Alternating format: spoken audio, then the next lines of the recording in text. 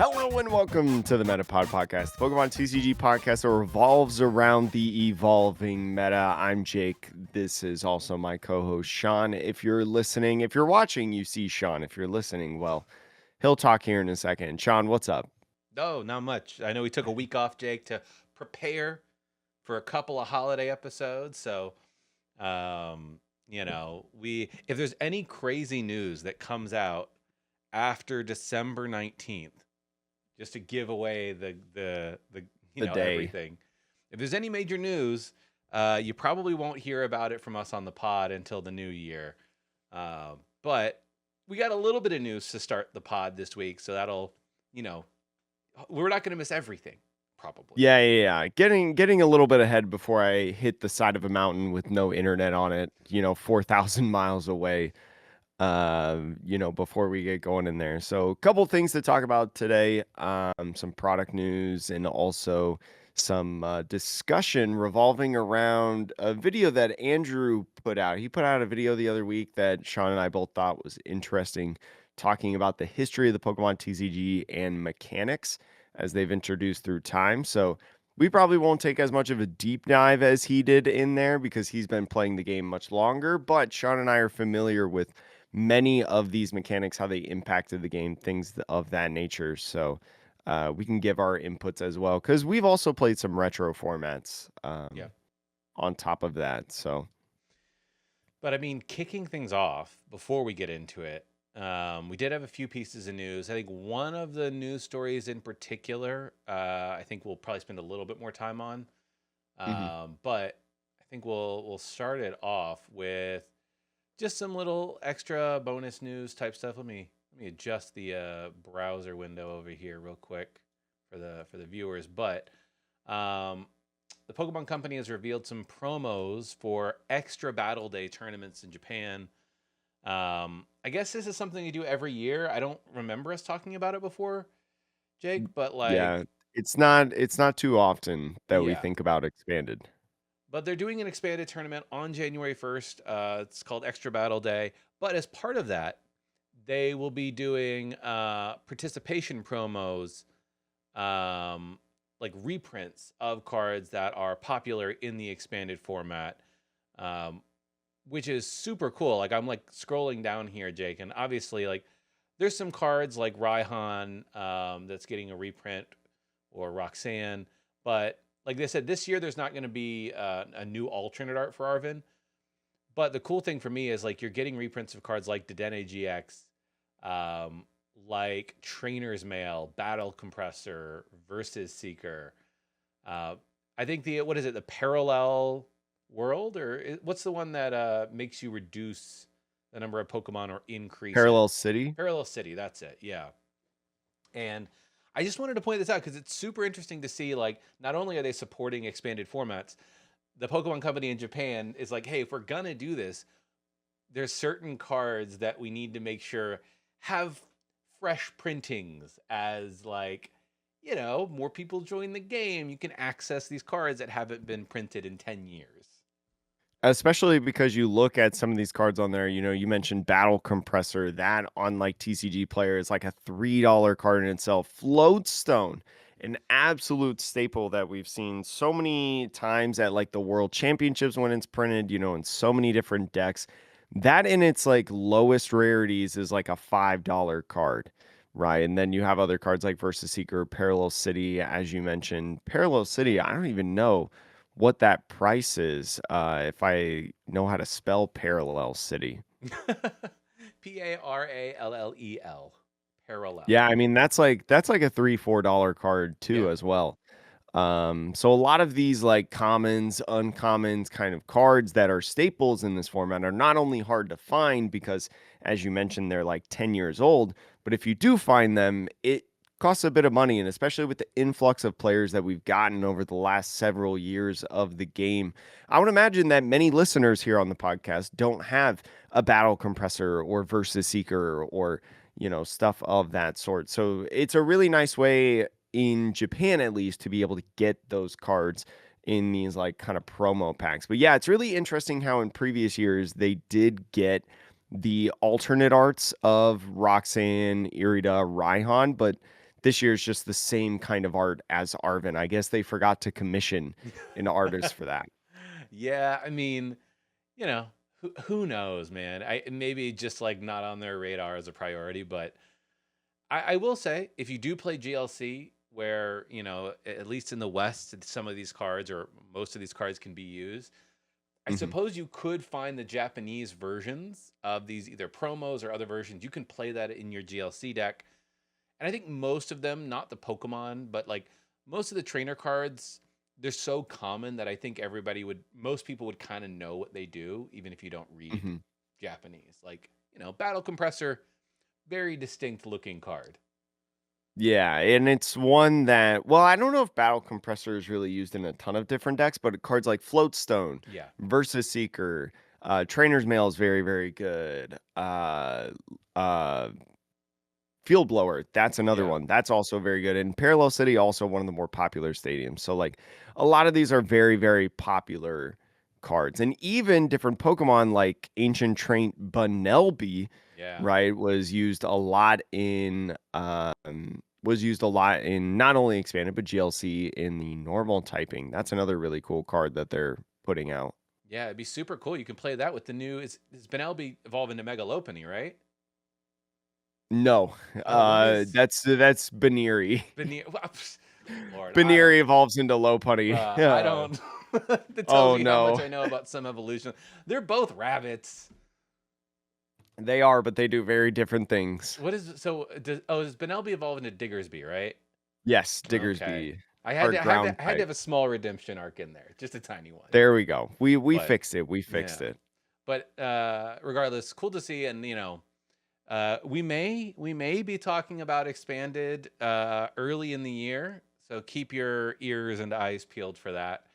But I think a lot of people uh, have this like hope that they're holding out that the Pokemon Company International will maybe bring expanded back. I think we've been talking about this for a few years now since COVID. But if they do, I think it would behoove them to do some sort of a reprint. Maybe they can put reprints in the prize packs that they get, the Maybe, series. yeah. That would be super cool. But all of this is very speculative. But I would highly encourage reprints if they do decide to bring the format back. Uh, Speaking of prize packs, though, we did get news on Prize Pack Series 8 that comes out in January. If you saw me post in the Discord server, the official Metapod Discord server, where you can have great conversations, show off your cool cards, and things of that nature, linked in the show notes or the description below. How to get the weekly plug of the Metapod. But what they're revealing in these prize packs, they're putting in Mega Pokemon already. Usually it feels like we got to wait a little bit longer to get like the brand new gimmick in the game in these prize packs, but no. Already putting in the mega Pokemon. We see mega Pokemon like Mega Kangaskhan, Mega Absol, EX are in here, right? They also got other megas such as Mega Venusaur, Mega Mawile, Mega Lucario, Latias, Gardevoir, Camerupt. Is this like every mega Pokemon? I think it's probably every Mega from Mega Evolution, but not from Mega Yes. Phantasmal Flames. Yes, not including Phantasmal Flames, but every mega from the original mega base set, it looks like. Yep. So that's also like really crazy to see, especially because we see other Pokemon in here. Like I see Lily's Clefairy EX is in here. You see Ethan's Typhlosion and Lunatone, right? Very popular Pokemon in here. Some good amount of Team Rocket stuff in terms of trainers, stuff like that. Some pretty cool cards, I feel like, in this. Yeah, yeah. I mean, like, I'm thinking about like, maybe like the End Zoroark, but I can never remember exactly which ones were in previous prize packs as well. So like which are Yeah, new they versus kind of not. blend they kind of blend together at a certain point. Yeah, I mean, if I was looking at this though and thinking to myself, okay, what every prize pack, people I think weigh it based on like what is the chase or like what's the best hit I could get out of this. Like sometimes you have things like Fez and sometimes you have things like the evolutions, right? Mhm. What do you think is the like top hits out of this prize pack? The top hits out of this prize pack. I feel like they're definitely ace specs, right? I feel like ace specs, a lot of times, if it's not labeled like Charizard, Evolution, Pikachu, I feel like a lot of people usually gravitate towards the ace specs because ace specs don't have any sort of like alternate art or other variant ever outside of the prize packs. And so the stamp up is definitely one. And we have a couple A specs in here still putting in A specs. We've got Brilliant Blender, we've got Precious Trolley, right? Cards that are definitely utilized within decks, a little more specific in some of the decks, but still very, very cool. We also have Max Rod. Okay. That's an A spec I don't really think anybody's really used or anything like that. So obviously, they've probably got some other playable A specs in here, right? No secret box though. No, no secret. I feel like that will probably be in Prize Pack 9 It's because crazy because it's crazy. here's the thing. Here's the thing. I have a huge beef right now with the Pokemon Company and whoever's making these decisions on what A specs to put in. Because they have not put in secret box in any battle decks. They have not put it in any prize packs. Why did we put Max Rod in here? You Like know, I get it. Max Rod is cool. Max Rod is somebody's favorite A spec. But you know what the most expensive A spec is? Secret Box. Secret box, right? We have Energy Search. Oh no, Energy Search Pro is not in here. I thought it was in here, but it's not. Which do Goldango still use Energy Search Pro now that they're using the Lunatone engine? If you use I the think a lot of Lunatone them engine, dropped it. no, but Yeah. you could theoretically run the Energy Search Pro version. You could. I just think it's weird that like, we had Prime Catcher and all that get get reprints from previous prize packs. So why is the most expensive A spec still locked within the main set? It just irks me. I need to talk to someone. Yeah, I mean, you would have thought if they knew that they could put the megas in, then at that point, everyone by Mega Evolution releasing, we all knew that Secret Box was a great A spec that hadn't been reprinted. It is a little strange. I will 100% grant you that. Um, Like sometimes they put in like these things or like themes. That's the word that I'm mhm, thinking of, right? Like Team Rocket stuff I mentioned earlier. None of the Team Rocket stuff has really been good since it's released in the Pokemon trading It's card true. game, right? So it's like, but they do have some good stuff, right? Like the Megas, there's been some good Megas. There, Ethan's Typhlosion was a viable deck that's moved around. Soul Rock Lunatone, don't really have a theme, but they are just generally good cards. Lily's Determination as well, great card, right? Doesn't really run with any theme in there. It's just generically a good card. So why don't they add that? Why don't they add Secret Box? I mean, yeah, the only thing I can think is that they're holding it out probably in the next prize pack, or maybe there's a product we don't know about. They might I just mean, be holding it. they already did the trainer's toolkit, I mean, but right? they might be holding it for Like, next year's Trainer's Toolkit.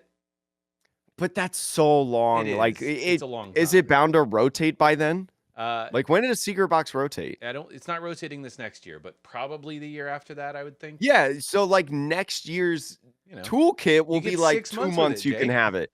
You get like 2 months of like $3. But if you played with it any other time, because you had to have bought it before that, Yeah. because it was a good card and played in so many different decks. Sorry, bud, you have to pay like 16 bucks. Well, I will say, if that's the most expensive card you have to buy for your deck, I know pretty it good. yeah, it's not that in especially in the world of One Piece and like Riftbound right now, like $16 for a single copy of a card you got to put in the deck is not that bad It's in the true. grand scheme of things, but it just some of the stuff in Pokemon I'm like, "Come on, man." It is. It is definitely a head scratch. Um, Yeah. I mean, speaking of printing more cards, though, Jake. Mm. Second to last news story: the Millennium Print Group, which people who are in the know would know is Pokemon's printing company that they bought several years ago. Um, they have leased a new building, a new facility of 1.27 million square feet to start printing even more Pokemon cards. And I will say, even more Pokemon cards than the last couple of years, which are the most Pokemon cards that they have ever printed already. Yeah. Um, it's quite a lot.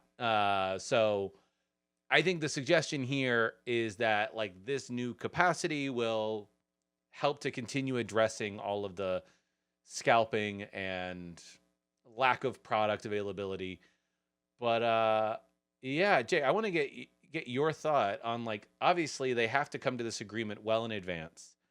I don't think that the game is going to crash, but we have seen the market for Pokemon cool a little bit. And every they're not going to be able to get this facility up and running until like I think it says construction will be completed in 2027. So none of Yeah. this capacity will be online for 30th anniversary. It'll all be stuff that starts coming out mid 2027 at least.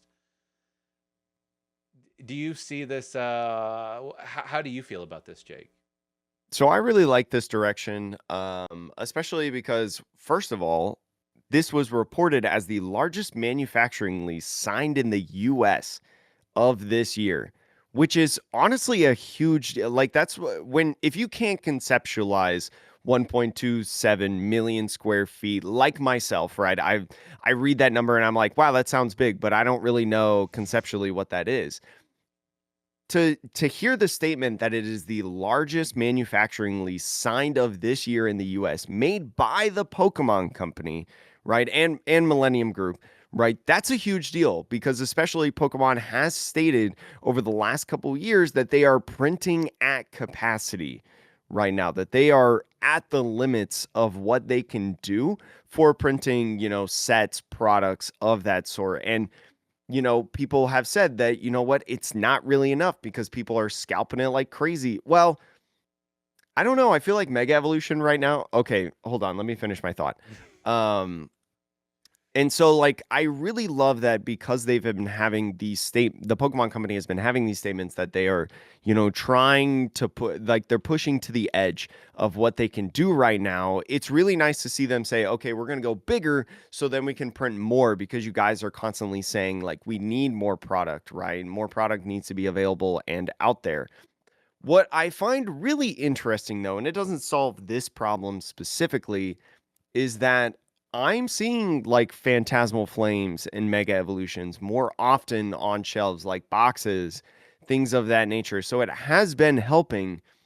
I think the big problem, in my opinion, though, is the secondary market, which Pokemon can't do anything about. There's not really anything that they can do on like TCG player prices. Cause like, sure, I can find like it's really cool to see Phantasmal Flames packs, at Target whenever I walk in, which is really, really cool. Or like Mega Evolution. I feel like I started seeing it with Mega Evolution. Once Mega Evolution hit, I feel like I started seeing packs pretty much every time I walked into the big box stores or whatever. But what sucks is the local game shops on release day selling Phantasmal Flames booster boxes for $230 Yeah. because that's what the secondary market is doing right now. So like I think printing more will help in that facet, indirectly almost, right? But there's another part of me that's like I don't think it's going to solve the solution. I cuz we've said this on the podcast for so many different weeks that the days of going to your local game shop and buying an Unbroken Bonds booster box for $85, on release weekend just isn't going to happen anymore. Like that stuff, I don't think there's enough printing in the world in this environment of the community that can bring that back. Um, Yeah. Especially because MSRP is well over that now, I Yeah, I think think, MSRP right? now is like it might be like Yeah, and I think 150-ish. distro prices are much higher than Well, that now at that point. I mean, we can get into the collusion that occurs with the Yeah, yeah, yeah, distributors, yeah. but I mean, again, it's a whole can of worms that I don't think Pokemon can really solve in a sense, but I do think that this will help a little bit, to be able to just get product a little bit easier and help with the price a little bit. Because I mean, I don't open up Pokemon product anymore. Like it's no. just for unless it's like those couple packs that I find at Target, I'll buy some and open some because it's fun. But I can't support stores really anymore at this price. No, I'm very much in the same boat of like I I'm still buying like a couple of boxes, and Jake and I, we talked about this, but like I'm buying a couple of boxes of every set. I'm just keeping them sealed at various different price points, whatever, my local game store was, willing to do a deal with, basically. Mhm. But it is enough, like the cost is high enough that I just can't justify it either, because I know how much cards end up being on the secondary market. Like, yeah, the high rarity cards. Like if you look at Phantasmal Flames, I think the gold Charizard right now is sitting around like what, $300, $400, might be somewhere in that range, and the SIR is about the same. But the drop off from those two cards, from those huge chase cards, Yeah, we've talked about it on yeah, the podcast. it is. And so, like as a player, if I'm paying $180 for the box, I'm like, I could get a playset of every playable card, like even the megas and things that are like not even like super playable, but like tangentially playable. I could go buy a playset of every single one of those cards for less than the cost of one box. Like it makes absolutely no sense as a player, purely as a player, I suppose, to actually Mhm. buy boxes. Like when they were 90, 100, $110 a piece, sure, I might know that I could get a better deal on the secondary market, but maybe I want the cards day one. I want to play with them right out the gate. And so I'll open some boxes. It's a little bit of fun for me. I can pull some cool stuff. Fine. But yeah, once you get 150, 180, $200 or more, I think it is a very difficult argument for players to really open the product. And the market is cooling, right? Like we're not going to get into it, but like people are like a whole swath of the Pokemon vending community is like stepping into One Piece instead, and People are panic selling right. And right now. so, it's a cycle, right? Pokemon, it's unlikely that this will be the forever state. It'll come back to being high. No, Prices are still once the 30th anniversary rolls around right. next year, it'll just whoosh, I think shoot it'll back shoot up. back up again, but knowing that all of this is coming online, knowing the broader economic thing, like it's interesting. Pokemon needs to plan well in advance. I think prices in 2027, maybe 2 years from now, I see prices going back down, assuming that the market calms back down. I could see prices getting back down to 120 a box at your local game store, genuinely. Mhm. And I think that's Yeah. a sweet spot. Like that's where we need to be.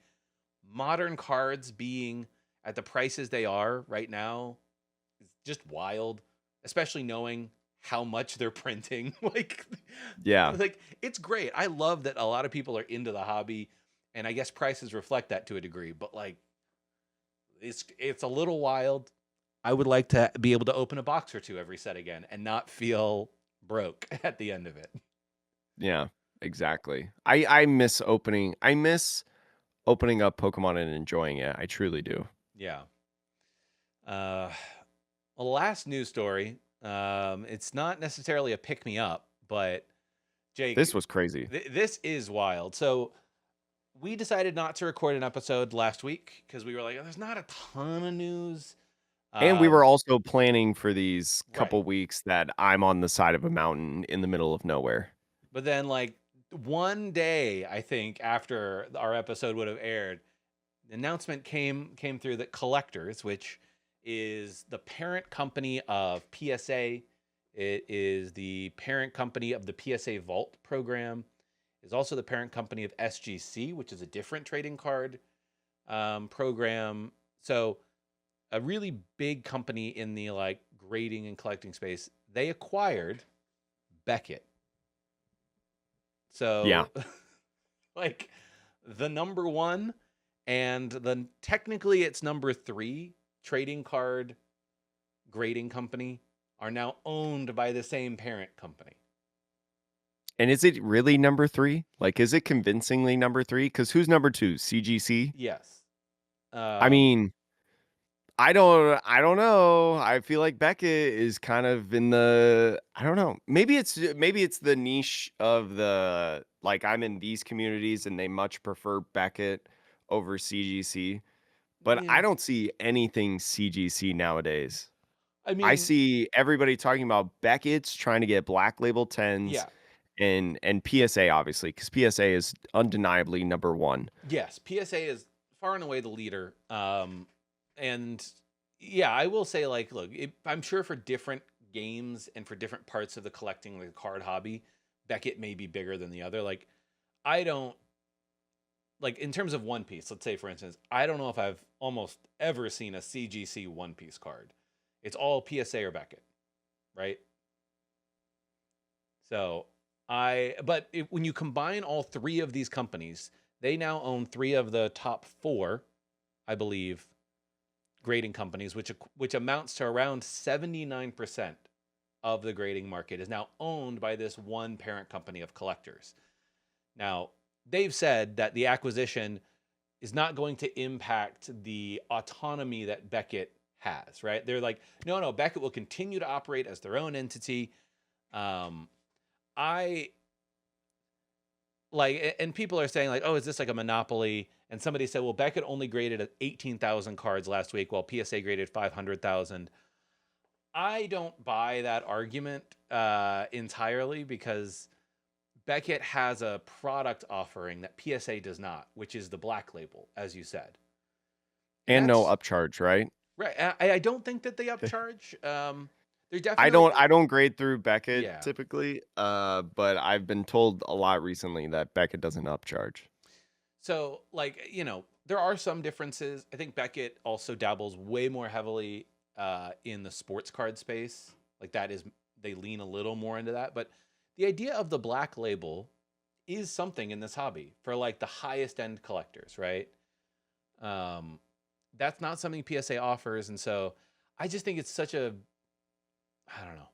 It's wild to me. I think that the hobby is still niche enough that it's hard to say that, like, oh, the government should step in and not allow this acquisition, because Mhm. it's not like Netflix buying Warner Brothers. It's not they're not at that scale. But it still is like, okay, so after this acquisition, you basically are getting your card graded through one of three companies now.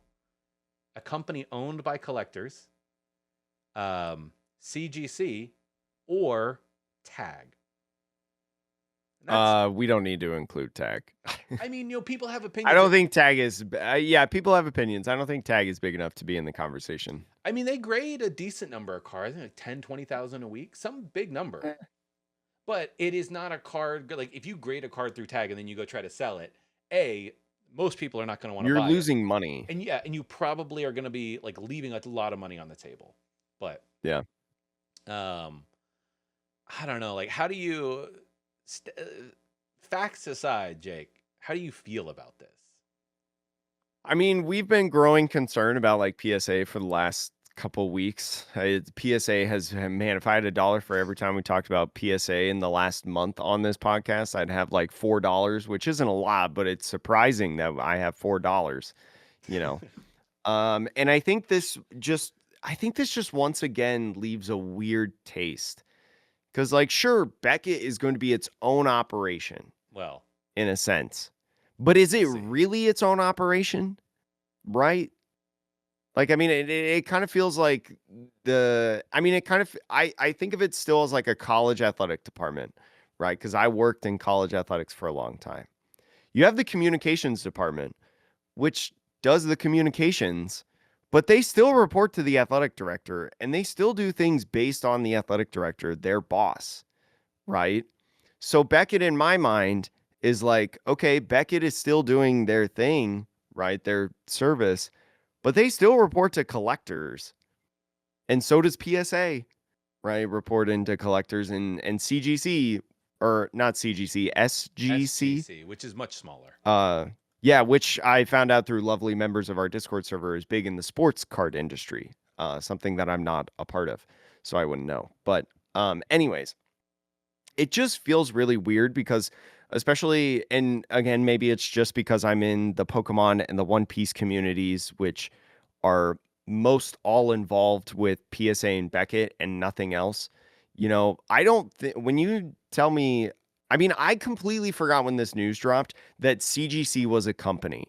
Like I did not even think about CGC because I don't really consider them to be a notable company in the industry, which they probably are, especially when it comes to like who grades comic books? Mainly, is it CGC? That was that they started off in. That was their bread Oh and yeah, butter yeah, for yeah. many So years. like Yeah. yeah, so like I'm it maybe just because I'm not in those communities, right? But it feels like the ownership now of Beckett is almost like walking the gray line, like walking a fine line. Like how much, like okay, how deep can we go? And it also is kind of weird to me. I don't know. It's like I don't know like economics and I don't know monopolies really, but it just made me scratch my head of like this feels weird. Just like every other thing that we've talked about with PSA for the last like 4 weeks. It just feels weird. I mean, not to put, who knows what they'll do with this, but I was spending a little bit of time actually, like deep diving into collectors and the CEO of collectors, Nat Turner. Mm-hmm. And Nat Turner also sits on the board of directors for GameStop. Uh, That is the CEO of collectors. Now, it is not, I will say this, it is not the most unusual thing in the world for a CEO of one company to be on the board of a tangentially related company in like this similar market. But given the collectibles market isn't so massive, right? It's like there are really only a few companies. And like, okay, well, they're on the board of directors of GameStop. Collectors did basically a swapsies with eBay. They sold eBay the Golden Auctions company, while eBay sold them the Vault um, program. And eBay owns TCG Player, so you start to see now like this like little conglomeration of three companies, which we talked about the other week: collectors, eBay, and GameStop.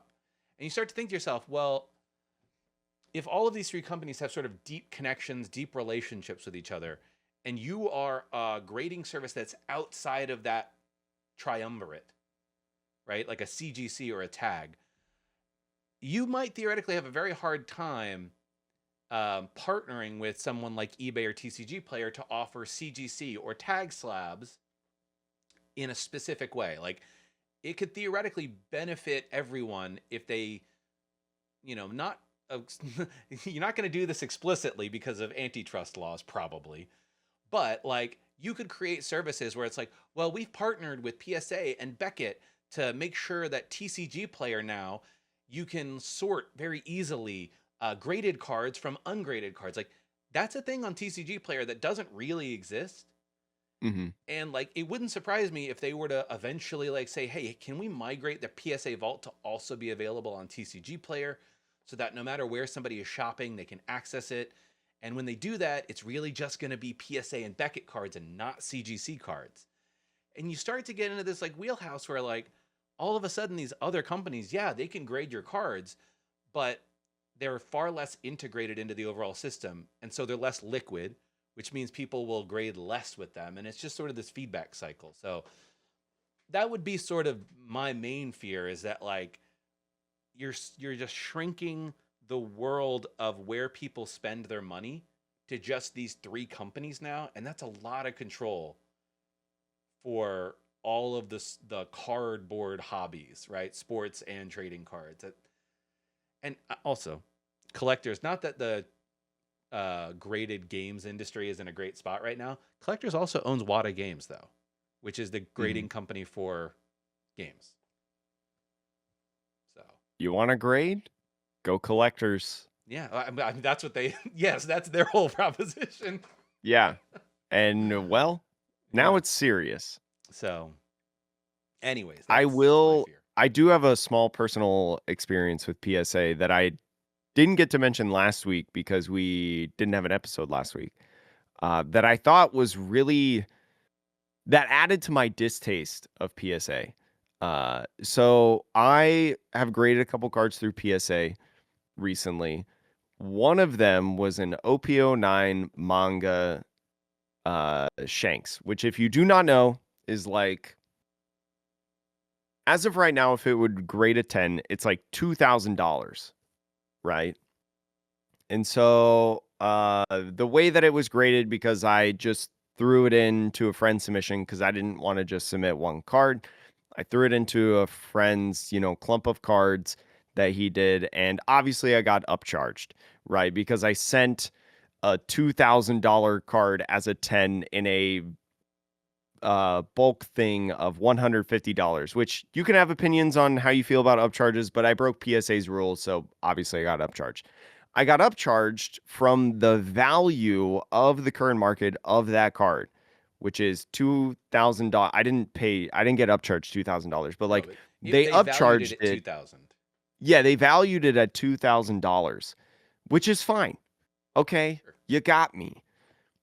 They did the buyback offer, which I was curious on what they would do. I was never going to accept because that was the first of that rarity that I pulled. It's very sentimental to me. I don't want to sell it. But I heard them out anyways. And so they offered $700, which I'm like, dang, that sucks. Like, that's already so bad. That's like 40% of what I have. And so obviously I said no.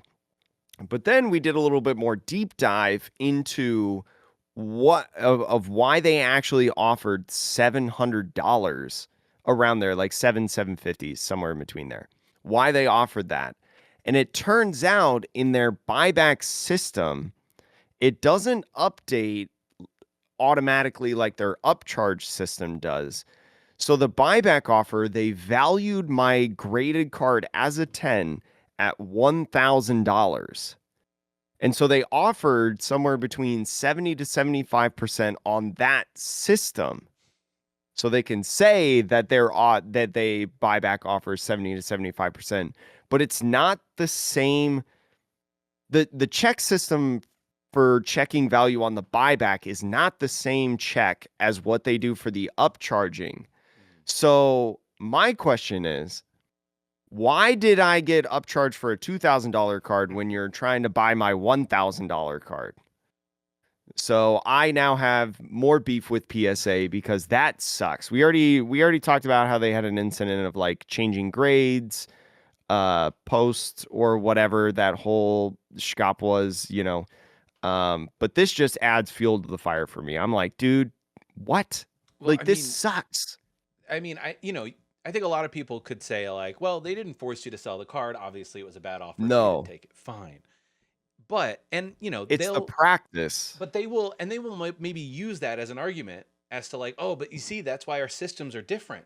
The buyback system is not connected to the grading service, and I'm like, okay, maybe that's some evidence to that. Fair, but like, A, for the consumer, you're the same company, and that's insane. But B, Yeah, they have that service, Jake, where you can pre-agree to selling cards to them if you get it graded I would enough. never pre-agree. And then I'm like, After seeing this, because I like would never. if I don't know how the system works, but in theory, then if you send a card in and then one arm says it's a $2,000 card and they upcharge you, and then another arm, which if you've pre-agreed and that's why you got through the line faster, which exists, all of a sudden they're giving you a crap offer and you've agreed to already sell it, and like that could cause huge problems. I just, yeah, I The one thing I will say though is the system is probably really good at scamming the scammers or the scalpers, the flippers. guess. So like I'm okay with it existing for that Sure. because yeah, don't let them make as much money. Uh but for the common person, what the heck, dude? Yeah, I there's definitely a part of me that like the more and more I see this, like I don't know if I should care, but the more and more I see this, the more I'm like, for cards that I just want to keep, maybe I should just grade them through CGC from now on. Oh, I mean, hold on. Because the I system at PSA, all it's telling me, Jake, is that the system itself is broken and corrupted. That's I all I would have go to seen. Beckett well before CGC, even knowing with what I know. I You're think gonna go to CGC's Beckett? You're oh, going to okay, PSA hold if you're on, going hold to on, hold on. Beckett. I think the reason I have such a distaste for CGC is because I think their labels are ugly. That's fair. I think the whole thing just looks ugly. That's I fair. don't care. I mean, the value is whatever, because the value can't be any different than a Beckett, right? Um, and probably doesn't have as much different as like PSA. so it's like I would go there for design purpose, That's how it fair. looks. I And I would take a Beckett over the weird, like, turquoise, light blue, slightly Sure. green color that CGC has. CGC needs to rebrand, in my opinion, in order for me to go there. And Yeah. great cards at least. Great comic books or something. Okay, that's different I will say there because is something there's not many other people. there's something about the tag slab that I personally like. The I will say, design. yeah, because it's so if you don't know the tag slab, it is like it's just like clear, Yeah. It's clear. right? And then I think is tag the one that you can like get the custom artwork on the top of the slab? That part I don't know, so I don't wanna say, but I know that tag slabs are easy to break. Yeah, yeah. Like That they're is easy to crack. my that is my, the my, whoa, maybe I, don't Yeah. wanna go there because of breaking. I'm thinking to myself, like, okay, if I had a card that I was like, I don't ever plan on selling this, I don't really care. Like, I would actually start considering alternatives to PSA for your personal cards that you're like, I don't care about the liquidity of this card. I just want it Mhm. in a case. Yeah, maybe I want it graded. I want to see what the grade comes back as. I would maybe encourage people to start using the competitors, if for no other reason than to take power away from collectors. Not that like I Sure. think collectors is inherently evil, but like having 80% of a market is just not good for the hobby. Because it's not like our hobby is I so small that like, well, we have to do it because blah blah. No, the The hobby's hobby's not huge. small anymore. No, it's not like it was 30 years ago. So, Yeah. Jake, do we want to talk about the have the mechanics conversation now to close out this episode? Sure. Yeah. So if you do not know, Pokemon over their near 30-year history now has had a lot of mechanics introduced into the game. Some good, some not so good. And you have various opinions based on, a bunch of different factors. Some of them are their own personal opinions from their own emotions. Some of them are more factual, in terms of how they influence the game and all that stuff in a bag of chips. There's no right or wrong answer in a sense.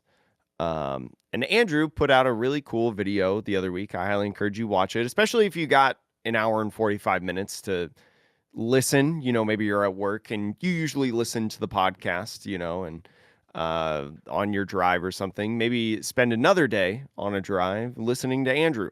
But anyways, I'll link it in the show notes and description, by the way. Um, he basically talked about every single different mechanic and talked about what he liked about it, talked about what he didn't like about it, how it influenced the game in a lot of situations. And Sean and I, as I mentioned at the top of the episode, have not necessarily been playing the entire Mhm. Pokemon TCG's history, right? We've been playing a while now. But especially pre 2018, Sean and I don't have a lot of play experience, but we have played past formats of game or of years that we did not know, eras we did not originally play in.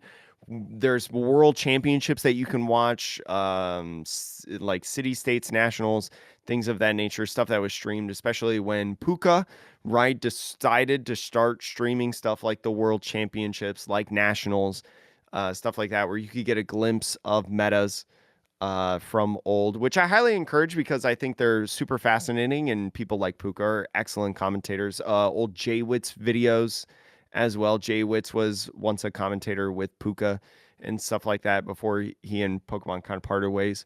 So really cool to watch those back. But Sean, where do you want to take this discussion? I mean, I first off wanted to say I have the tier list pulled up on the screen for the Hmm. viewers.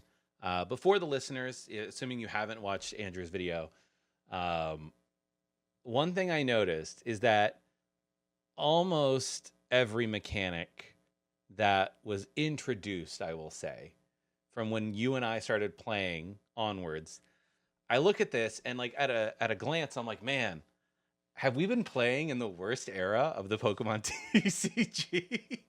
And Yeah, that's so just to give you a hint at everything that yeah, Andrew Mahone has posted, new A specs, or maybe it's just just is A it specs just in A general. specs in general? A Yeah. specs in general in C tier. The tiers are S, A, B, C, D. So D is the lowest tier.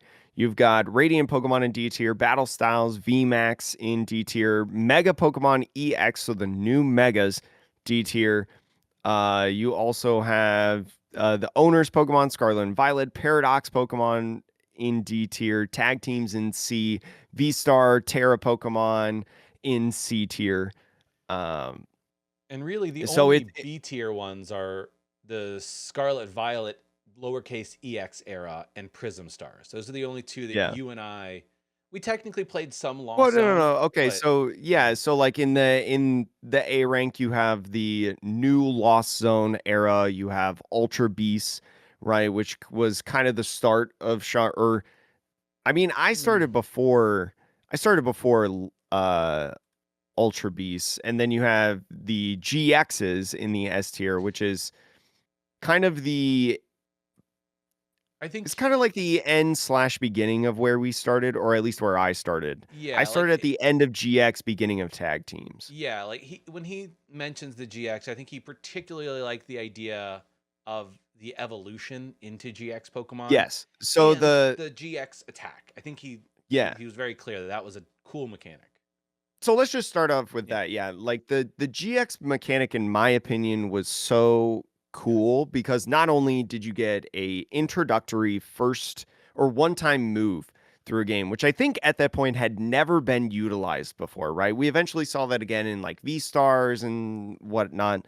But this was the first time that it ever happened. And what was also cool about this is even though they were two prize Pokemon, they were very often used alongside regular Pokemon, right? It wasn't just play GXs and only GXs, right? And that's how you did it. Like normal Pokemon could fight alongside the new GX two prize Pokemon that worked in combination with evolutions, right? As you had mentioned, right? Zoroark GX being one of the best cards it feels like in the game, being paired up with so many different ones you had in the introductory sets, Decidueye GX, which was so cool for the game, especially after they, banned Forest of Giant Plants. That ended up being so good that it kind of broke the game a little bit. But yeah, like you had the idea that like you could play these GXs and they were good, but they had that cost that felt fair because you could run stuff like one prize Pokemon to be able to go in at them, right? And be able to compete with them. Where in comparison to let's say like VMAX Pokemon, right? VMAX Pokemon very much felt like you needed to play VMAX Pokemon because the 300 plus HP was so vastly upscaled compared to the 150-ish area, 150 to 180 of a lot of these baby Pokemon. So it was compete with VMAX or die trying in a sense. And with the VMAXs, you didn't really have I mean, you had some synergies like the Octillery in Rapid Strike Urshifu that kind of morphed as well with it, but you didn't really have attackers. You had big three prize Pokemon attackers, and especially with the three prizes, two knockouts wins the game. So games often can be very, very quick and stuff. And especially with VMAXs, one of the problems that I had with VMAXs, and even GX, well, no, mainly with VMAXs, I will say. GX or tag teams we can get into later. But with VMAXs, it felt like whoever got their VMAX out first basically won the game or had a much favorable position to win the game because when you evolved into your VMAX, you would knock out a Pokemon, which could often be the Pokemon V that your opponent set up to eventually evolve into a VMAX. So you would just kind of get ahead in that sense in general. Even if it was like an odd two prize turn instead of a three prize turn, right? Um, because the VMAX Pokemon could easily KO the Vs for the Yeah. most part. Yeah. I mean, that was Andrew's whole idea behind why he didn't like VMAXs. And, Yeah. V Stars, he said it was an improvement because you have to stay at two prizes. And we brought back once a game type thing, but And the HP was scaled down a bit a for little, yeah, most of it. yeah. But Yeah.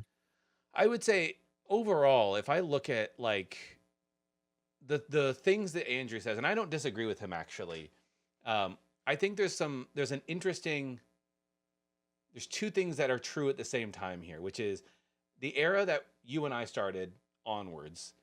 Uh, Andrew believes that, a lot of these mechanics are not really that interesting from a pure play like design standpoint, which I would agree with, right? Like big basic three prizers or three prizers that evolve from two prizers that evolve from two prizers, right? Like they're they're mechanics that yes, keep the game fast, but like ultimately like are not always that fun to play against. And with the introduction of megas now, especially basic megas, is like you're kind of going a little bit back into a tag team era, which worries me a little bit. I like tag Yeah. teams, don't get me wrong, but I think the reason I like tag teams was they were big basics that were three prizers, but they had the GX attack, which I thought was super Yeah. cool. So I was like, it was a give and take. But the other thing that I think is true, which I think is interesting, is this is also the era that more people got into playing the Pokemon TCG than ever. And I'm like, there's probably some correlation between simpler mechanics that are maybe less appealing to experienced TCG players, um, and getting more players to come into the game and stick with it. Like there Yeah. probably is some relation to that, and I think it is interesting. Like I don't know, like some of the old mechanics that were really cool, which I think they could bring back, but like some of these old mechanics, like dual types and cards that you can attach to your opponent's Pokemon, like there's some The Team complexity. Flare, which they Right. was so cool. Team Flare, if you do not know, you had these tool cards that could attach to your opponent's Pokemon.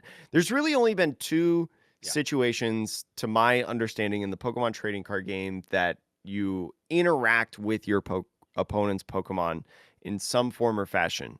One was the Flare tools, to where you could attach to your opponent's Pokemon if they did not already have a tool attached to them.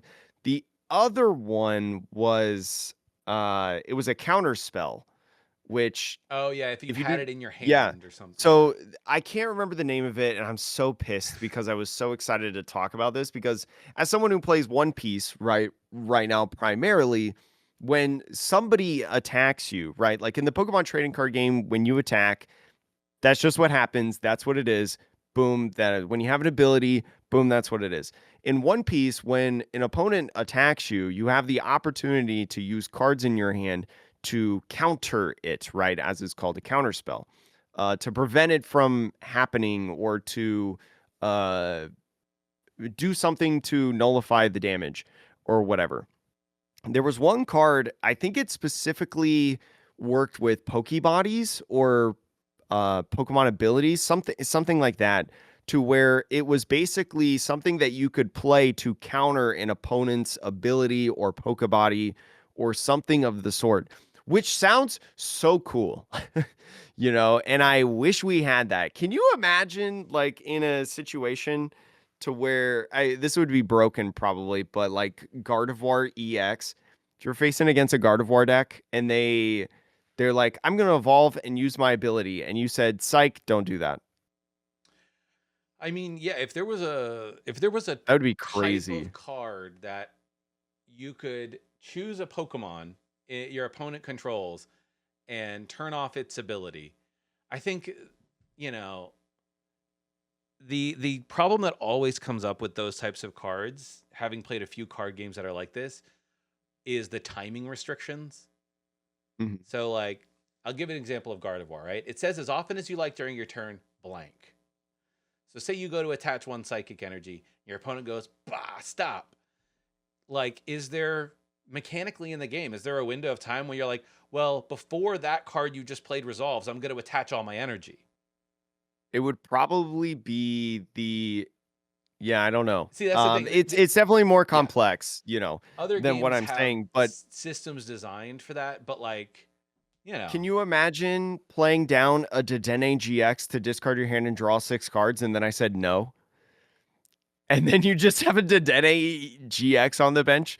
Like, you'd have to balance. It's very hard to balance because, like, it would be overly broken and everybody would play stuff like that probably, because it would just sway a game so much. Like, you Noctowl and I say no. Actually, you just evolve that Noctowl and that's it. You don't get to grab any trainers or something like that. That would be very difficult. But I think I've liked the idea more of interacting with your opponent's Pokemon, even though I think that conceptually is not what Pokemon wants to do because Pokemon doesn't want to be Magic. They don't want to be Riftbound. They don't want to be True. Yu-Gi-Oh. They want to be Pokemon, which to your point as well, there's been such an influx of players because I think the game has a real easy introduction right now. Now at the high levels of Oh yeah. Pokemon, yeah, like the ceiling is so high right now, but introductions is very easy to get into the game at this point and like have a base understanding of what the game functionally does. And I think part of that is, and one of the complaints Andrew had, which is fair, is things like owners Pokemon, for instance, or like the battle styles. A lot of the Mhm. times those decks were what might be referred to as on rails. So like the designers have an idea of the whole deck basically, or like Yeah. 80% of the deck, and they design the cards in such a way that you have to play them all together for it to really work. Fusion Strike Mew was a great example, right? Like how do you Yeah, play that? all those strikes were a great Right. example. And right now, like, the only owner's Pokemon deck that is really, well, there's two, I guess, Marnie's Grimmsnarl.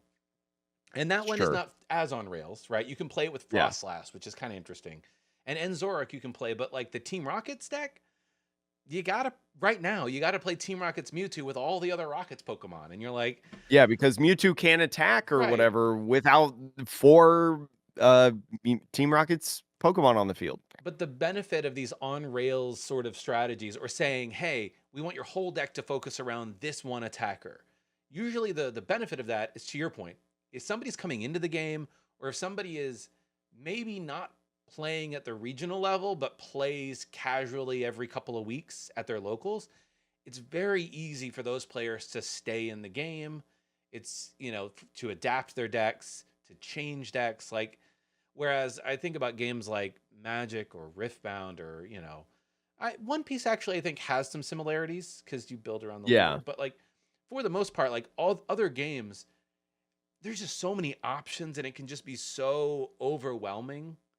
I think Yu-Gi-Oh is a great example of like, from a mechanics and a deck building perspective, I'm just like, I haven't gotten into it ever because I'm just like, hard pass, too complicated.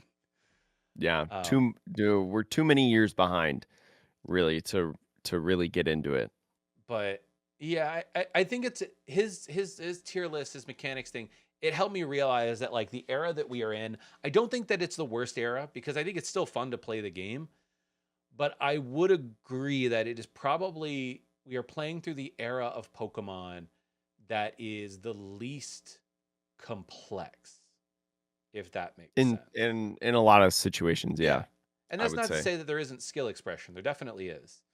I mean, you That's know, why you see the top players continuously right.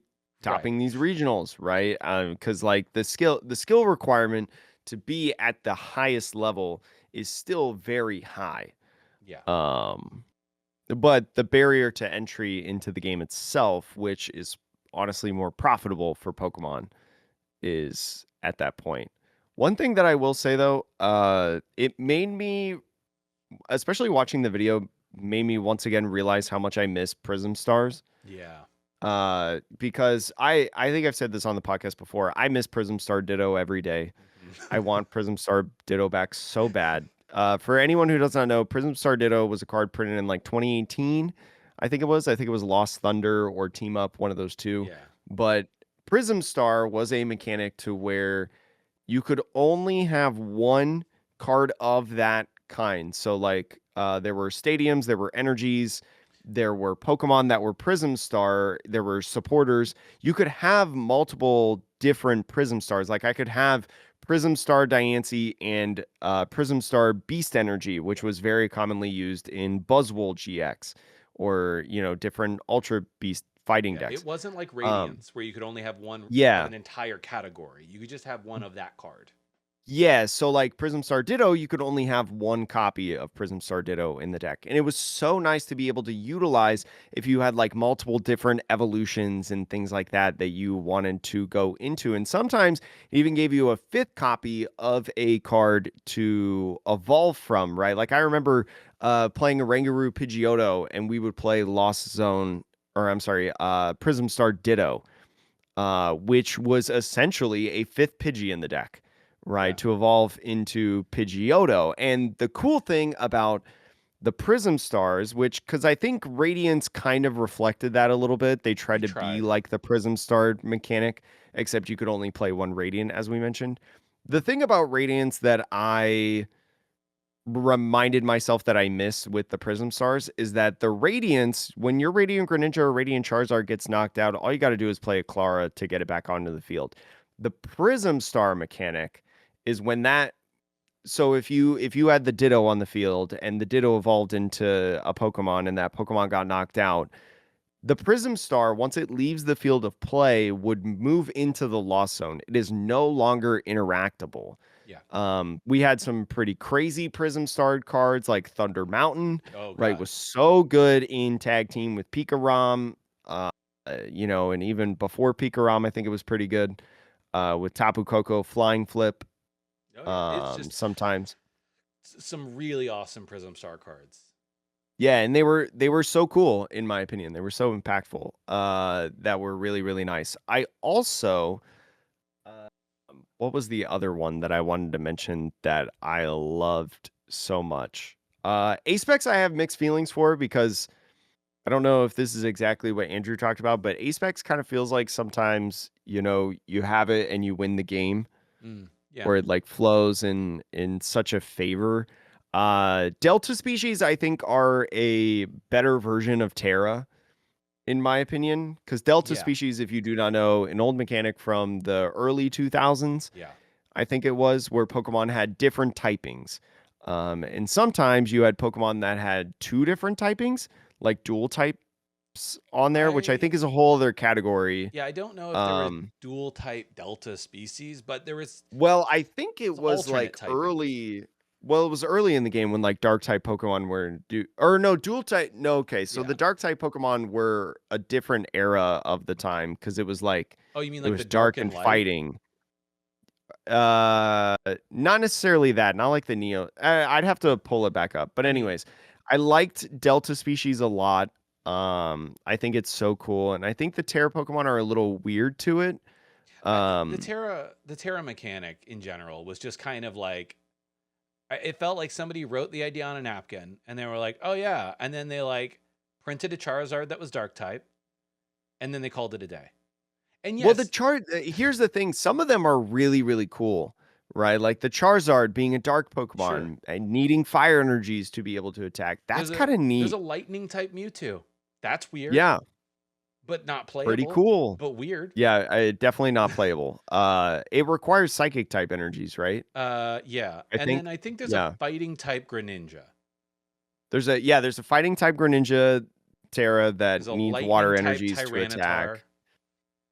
Yeah, lightning type Tyranitar that needs fighting energies to attack. So like in concept it was cool, but I think Delta species just did it a bit better. Yeah. Holons I think is really cool as well.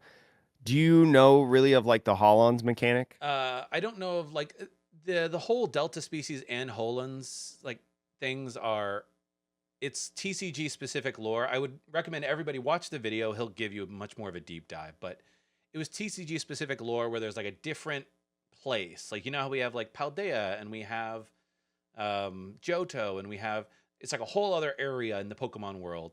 And in that Hmm. area, there's scientists that are experimenting on Pokemon to change their types, to give them new abilities, blah, blah, blah. And so it is an interesting idea. And maybe we'll talk about this next week of like, if they were to ever bring something back, like I think Hmm. every old school Pokemon TCG player, and to be frank, I think people who don't even know about it today would be absolutely stoked for this like it's a basically like an alternate reality TCG world, and like that'd be sick. So So, like, one of the things for Holons is Holons Chaos Form is the prime example, I think. The Holons mechanic, there were a couple different Pokemon that had this, where you could actually, if this Pokemon was on, uh, what you could do is like Holland's cast form had a text that said, you may attach this as an energy card from your hand to one of your Pokemon that already has an energy card attached to it. And then if you do, you get this like special thing. But functionally, actual physical Pokemon could be energy cards. I believe there was a Voltorb that actually did that same thing. Or Electrode. yeah, I think Magneton also did that. Um, you know what's fun and about that there's like Electrode, Jake? That's a callback to the what? base set Electrode. Yeah, and like the base set Electrode did that Did the too. same thing. And so it's like it's a really interesting mechanic to see like these Pokemon cards be functionally different in some sort of sense. And it was a brief time when that happened, and it was just like it was just a really cool idea in my opinion. Um, Yeah. yeah. I mean, we can get into this next week. We're going to give everybody a primer. Just to give you a Oh, sense okay. of like, you know, where we are, like in Andrew's at least tier list. You may not agree with everything, to be frank, and Andrew doesn't. We don't necessarily always agree with every piece. I think A specs are a little more interesting than a C tier card. I think they are very powerful. I think they're made more powerful in a format that has Arven. I think that's Yeah. partly the problem, is that I can Arven for my Prime Catcher. Yeah, because that's a guarantee look where the first round of A specs, I believe you had Trainer's Mail that did It it, was or you had harder, yeah. Skyla. You had Skyla But like you could in black play and white Skyla, era. but you get it's a 1-for-1 when you played the Skyla. Yeah, Arvin is definitely 2 for 1, and So more flexible if you needed a tool card A spec, like right. Sparkling Crystal. So So, it makes sense. Well, Skyla is any trainer, but anyways, 2 for 1 instead of 1 for 1. yeah, it's just there's interesting. I think A specs are a little bit better than Andrew personally likes them, but in general though, I thought it was an interesting look at the whole history of the TCG from a broad mechanic standpoint, and then sort of seeing where we're at today, and where it probably kind of does rank if you're thinking about it from like a pure TCG design space. Like if you play a game for 10 plus years, what mechanics are going to stand out to you as innovative and interesting, and what mechanics just sort of feel like gimmicks, for better or worse. Just interesting to Mhm. see that the growth of the TCG is, I think, predicated on these sort of less complicated mechanics, which Yeah, is interesting. I would Um, agree with that. but yeah, next week though, Jake, we're gonna get into 2026 predictions. We might talk a little bit more about these mechanics in case, like, if Pokemon, I mean, there's cool stuff to, like, when you talk about yeah, predictions, stuff that they can bring back, it's cool to kinda reference these, especially because like, next week, I'm gonna talk about breaks. yeah, Pokemon break cards because I think Pokemon breaks were cool. Um, and I'll explain why in 2026 they could maybe bring it back. But I never personally like the design of them, but that's just me. I'm thinking more mechanically, Yeah, but mechanically yes, dope. the design is something. Yeah, it stands out. Yeah. But anyways, that's going to be it for the Metapod podcast. Let us know what your favorite Pokemon TCG mechanic of all time was. And again, I highly encourage, especially if you want to do some history of the game, kind of see a lot of these showcase, just look up on YouTube 2012 World Championships Pokemon TCG. You'll be able to find some of that stuff. And there are also some excellent people, like I know Shea Burton.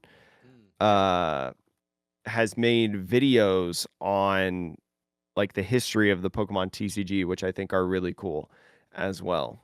So I highly encourage, and I think Celios Network has done one or two of them too. yeah, I back in the think. day, yeah. Yeah. So I would recommend just do some research, have some fun this holiday season, studying and learning and looking back.